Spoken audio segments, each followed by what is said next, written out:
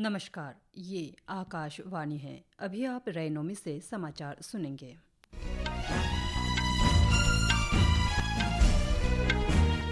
पहले मुख्य समाचार। सर्वोच्च न्यायालय ने दिल्ली के मुख्यमंत्री अरविंद केजरीवाल को कथित आबकारी नीति घोटाला मामले में जमानत दी। हरियाणा में एक ही चरण और जम्मू कश्मीर में तीसरे और अंतिम चरण के विधानसभा चुनाव के लिए आज नामांकन पत्रों की जांच हो रही है। कनाडा में भारतीय उच्चायोग पर हमले के सिलसिले में राष्ट्रीय जांच अभिकरण ने पंजाब में कई स्थानों पर छापेमारी की। भारतीय खाद्य सुरक्षा और मानक प्राधिकरण ने सभी राज्यों और केंद्र शासित प्रदेशों को त्योहारों के दौरान खाद्य पदार्थों में मिलावट पर कड़ी नजर रखने का निर्देश दिया। और अमेरिकी राष्ट्रपति जो बाइडेन 21 सितंबर को क्वाड नेताओं के चौथे शिखर सम्मेलन की मेजबानी करेंगे। अब समाचार विस्तार से। सर्वोच्च न्यायालय ने आज दिल्ली के मुख्यमंत्री और आम आदमी पार्टी के राष्ट्रीय संयोजक अरविंद केजरीवाल को कथित आबकारी नीति घोटाले में केंद्रीय जांच ब्यूरो द्वारा दर्ज भ्रष्टाचार के मामले में जमानत दे दी। उन्हें इस मामले में 26 जून को गिरफ्तार किया गया था। मुख्यमंत्री को 10 लाख रुपए के निजी मुचलके पर जमानत दी गई है।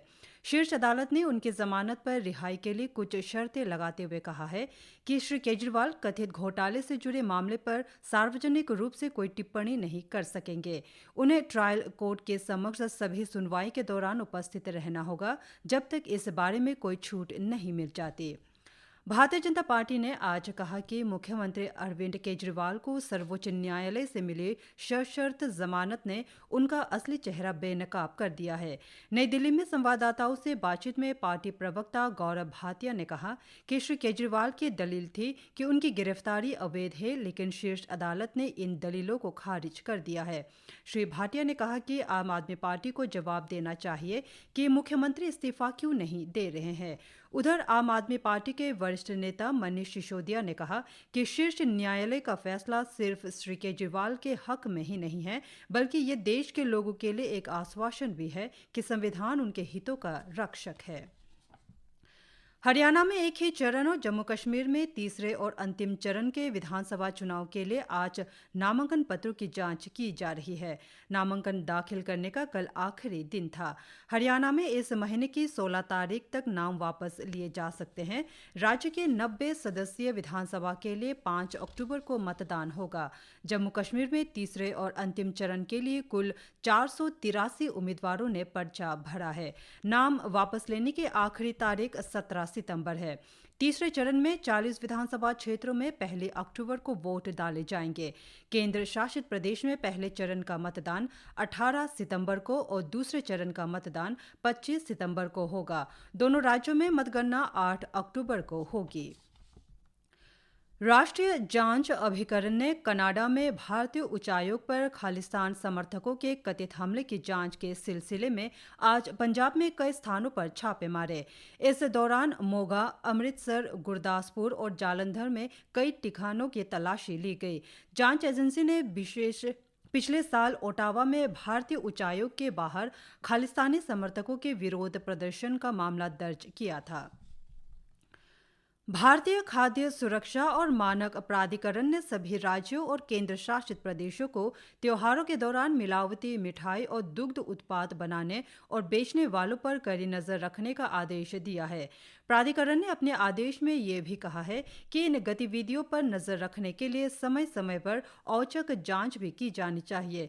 प्राधिकरण ने सुझाव दिया है कि जहां खाद्य उत्पादों की गुणवत्ता और सुरक्षा जांच के लिए फूड सेफ्टी ऑन व्हील्स जैसे वैन उपलब्ध है, उन्हें प्रमुख बाजारों और अन्य सार्वजनिक स्थानों पर तैनात किया जाना चाहिए। केंद्र शासित प्रदेश जम्मू कश्मीर में आतंकवादी संगठन जम्मू कश्मीर गजनवी फोर्स से संबंधित एक आतंकवादी को कल पुंछ जिले में गिरफ्तार किया। सूरनकोट के पोठा बाईपास में चलाए गए एक संयुक्त तलाशी अभियान में इस आतंकवादी को 3 ग्रेनेड और अन्य विस्फोटक सामग्री के साथ गिरफ्तार किया गया। प्रारंभिक जांच में इसकी पहचान मोहम्मद शबीर के नाम से हुई है, जो दरियाला नौशेरा का रहने वाला है। केंद्रीय मंत्री डॉक्टर जितेंद्र सिंह ने विशेष स्वच्छता अभियान के चौथे चरण की प्रगति की निगरानी के लिए एक विशेष ऑनलाइन पोर्टल का शुभारंभ किया। इस अभियान का उद्देश्य परिपूर्ण दृष्टिकोण के साथ केंद्र सरकार के सभी कार्यालयों में स्वच्छता को और बढ़ावा देना है। सरकार ने 2 से 31 अक्टूबर तक स्वच्छता के लिए प्रत्येक वर्ष विशेष अभियान चलाने का निर्णय लिया है। चौथा अखिल भारतीय राजभाषा सम्मेलन कल नई दिल्ली में आयोजित किया जाएगा। इस अवसर पर गृह मंत्री अमित शाह हीरक जयंती सत्र का उद्घाटन करेंगे। मीडिया को संबोधित करते हुए राजभाषा विभाग के सचिव अंशुली आर्य ने बताया कि इस हीरक जयंती को यादगार बनाने के लिए स्मारक डाक टिकट और स्मारक सिक्का जारी किया जाएगा।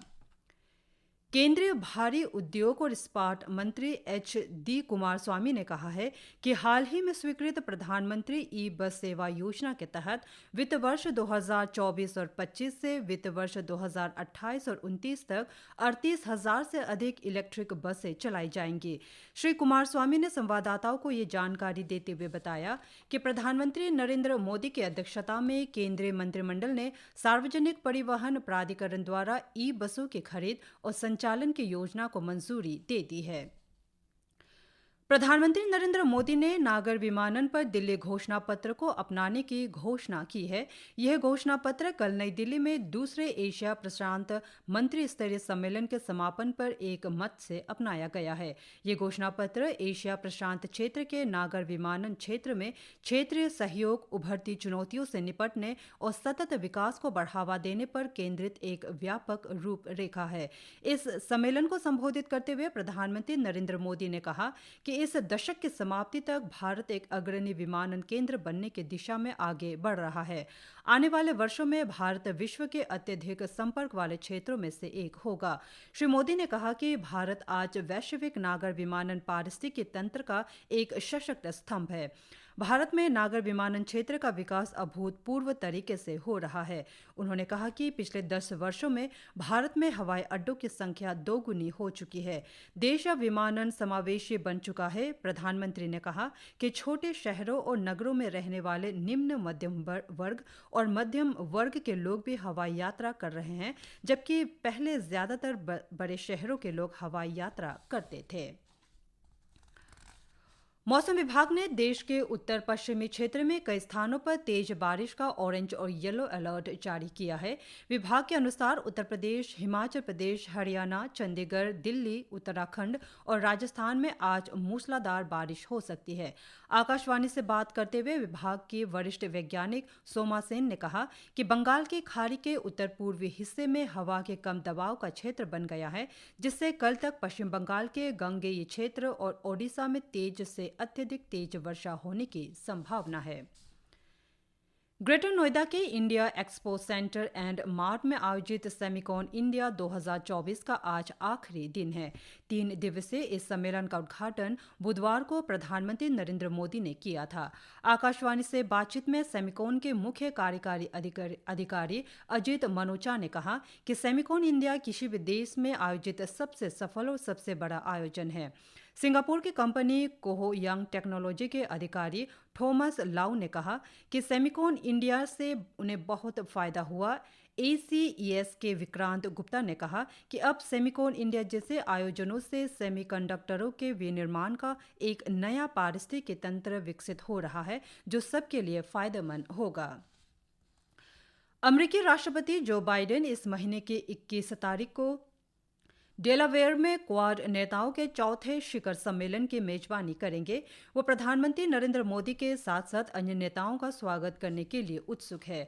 व्हाइट हाउस के प्रवक्ता करिन जीन ने कहा कि शिखर सम्मेलन क्वाड देशों के बीच रणनीतिक साझेदारी को मजबूत करने और स्वतंत्र तथा मुक्त हिंद प्रशांत क्षेत्र की साझेदारी को आगे बढ़ाने पर केंद्रित होगा।